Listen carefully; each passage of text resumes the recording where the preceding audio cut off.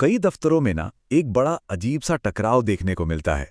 मतलब कागज पर तो बड़ी बड़ी बातें होती हैं कि हम मेहनत को सराहते हैं, पर असलियत में इनाम किसी और ही चीज का मिलता है। तो आज हम इसी विरोधाभास, इसी पैराडॉक्स को जरा गहराई से समझेंगे। तो कहानी कुछ ऐसी है। एक तरफ है काम करने वाला, जिसे अच्छे काम के बदले इनाम में मिलता है और ज्यादा काम। और दूसरी तरफ है राजनीतिज्ञ, जिसे इनाम में मिलती है एक शानदार तरक्की। ये दो किरदार लगभग हर ऑफिस की कहानी है। चलिए सबसे पहले बात करते हैं उस किरदार की जो बहुत अच्छा काम करता है, जो हाई परफॉर्मर है। पर इनके साथ ना एक बहुत ही अजीब सी प्रॉब्लम होती है, जिसे हम कह सकते हैं काम करने वाले की दुविधा। इस प्रॉब्लम का एक ऑफिशियल नाम भी है, परफॉर्मेंस पनिशमेंट, मतलब प्रदर्शन की सजा। सुनने में ही कितना अजीब है ना, कि किसी को उसके बेहतरीन काम के लिए सजा दी जा रही है।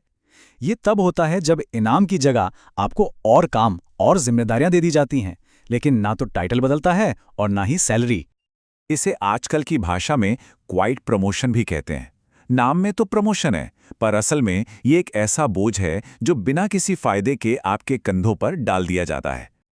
और ये मत सोचिए कि ये कोई छोटी मोटी बात है या कुछ ही लोगों के साथ होता है। जॉब्सिस का एक सर्वे बताता है कि 88% कर्मचारियों ने बिना किसी एक्स्ट्रा पैसे के बढ़े हुए काम का बोझ उठाया है।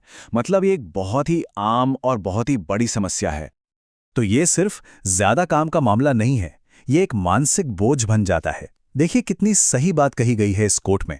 अपने कर्तव्यों में उत्कृष्टता प्राप्त करने का इनाम एक विरोधाभासी बोझ है, जो दक्षता के लिए दंड जैसा महसूस होता है। ये उस नाइंसाफी की भावना को दिखाता है जो अच्छे कर्मचारी महसूस करते हैं। और जब ये सब होता है ना, तो इसके नतीजे बहुत गंभीर होते हैं। इससे बर्नआउट होता है, नौकरी से मन उचट जाता है और धीरे धीरे काम की क्वालिटी भी गिरने लगती है। और आखिर में क्या होता है, अच्छे कर्मचारी नौकरी छोड़कर चले जाते हैं, जिससे कंपनी के कल्चर को बहुत बड़ा नुकसान होता है। तो ये तो हुई काम करने वाले की कहानी। चलिए अब कहानी का रुख मोड़ते हैं दूसरे किरदार की तरफ, राजनीतिज्ञ। देखते हैं कि ये लोग आगे बढ़ने के लिए क्या तिकड़म भिड़ाते हैं। इन लोगों का सबसे बड़ा हथियार होता है साइकोफेंसी, यानी सीधी भाषा में कहें तो चापलूसी। पर ये सिर्फ किसी की तारीफ करना नहीं है, ये एक सोची समझी स्ट्रैटेजी है। इसमें झूठी तारीफ करना, बॉस की हर बात पर हाँ में हाँ मिलाना, ये सब शामिल होता है ताकि अपना काम बनता रहे।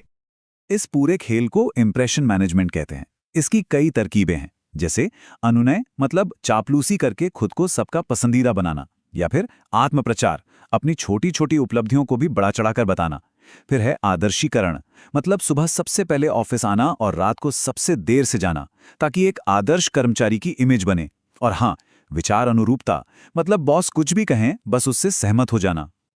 असल में ऑफिस में ये सब कैसे दिखता है, शायद आपने भी नोटिस किया होगा। ऐसे लोगों के लिए नियम अलग होते हैं। मैनेजर सिर्फ उनकी सुनते हैं। छोटे मोटे काम के लिए भी उनकी खूब तारीफ होती है, और उन्हें वो प्रोजेक्ट मिलते हैं जो दिखने में बड़े हों पर मेहनत कम लगे। तो अब सवाल ये उठता है कि ऐसा होता क्यों है? क्या सिर्फ कुछ लोग ही ऐसे होते हैं? नहीं, असल में प्रॉब्लम इन लोगों में नहीं, बल्कि उस सिस्टम में है जो इस तरह के बर्ताव को बढ़ावा देता है। सबसे बड़ी जड़ है कि कई कंपनियां काम को आंकड़ों या ठोस नतीजों से नहीं, बल्कि अंतर्ज्ञान की राजनीति से आंकती हैं। मतलब सारे फैसले व्यक्तिगत भावनाओं और पसंद नापसंद के आधार पर लिए जाते हैं। और ये जो व्यक्तिगत फैसले होते हैं ना, ये अक्सर कुछ अनजाने पूर्वाग्रहों यानी बायसेस से प्रभावित होते हैं। सीड्स मॉडल इसे बहुत अच्छे से समझाता है। पहला है समानता पूर्वाग्रह, मतलब मैनेजर उन लोगों को पसंद करते हैं जो उनके जैसे होते हैं। दूसरा है समीचिनता पूर्वाग्रह, मतलब जो काम सबसे जल्दी करता है सारा काम उसी पर डाल दो क्योंकि ये आसान है। और तीसरा है दूरी पूर्वाग्रह, मतलब जो आंखों के सामने ज्यादा रहता है, इनाम उसी को मिलता है, भले ही कोई और उससे बेहतर काम कर रहा हो। यहां एक बहुत जरूरी बात समझनी होगी। पक्षपात और भेदभाव में फर्क है। पक्षपात यानी फेवरेटिज्म किसी की व्यक्तिगत पसंद पर आधारित होता है। ये टीम का माहौल तो खराब करता है, पर जरूरी नहीं कि गैर कानूनी हो। वहीं दूसरी तरफ भेदभाव, जो किसी की जाति, लिंग या धर्म के आधार पर होता है, वो पूरी तरह से गैर कानूनी है। तो सवाल ये है कि क्या इस टूटे हुए खेल को ठीक किया जा सकता है? जवाब है हाँ, बिल्कुल किया जा सकता है। तो चलिए अब प्रॉब्लम से हटकर समाधान की बात करते हैं और देखते हैं कि इसके लिए क्या ठोस कदम उठाए जा सकते हैं। देखिए, जो लोग अच्छा काम करते हैं उन्हें भी थोड़ा स्मार्ट बनना पड़ेगा। सिर्फ मेहनत करना काफ़ी नहीं है।